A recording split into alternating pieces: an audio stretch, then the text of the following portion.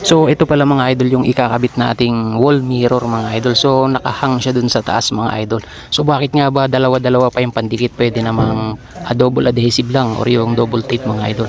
So may purpose kasi yan mga idol, kaya dalawa yan. So yung isa is ang purpose niyan is yung double tape natin is siya yung mag-hold ng glass habang nagpapatuyo tayo doon sa mirror mastic mga idol. So kapag natuyo yung mirror mastic niyan mga idol, hindi nyo na mababaklas talaga ng buo yan.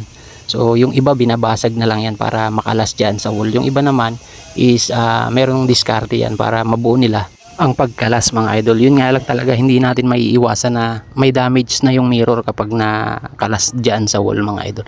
So ganun lang ang purpose niyan. So in the long run mga idol, magkatulong pa rin yan silang dalawa na nag-hold doon sa glass. So ang purpose lang ng double tape natin is para i-hold yung glass habang nagpapatuyo doon sa mirror mastic or yung liquid nail natin. So meron kasing nagtanong bakit kailangan pa na dalawa or pwede naman yung iba sealant lang. So pwede naman sealant dyan, kaya lang ang gagamitin yung sealant dyan is yung Pro-Seal o kaya yung neutral mga idol.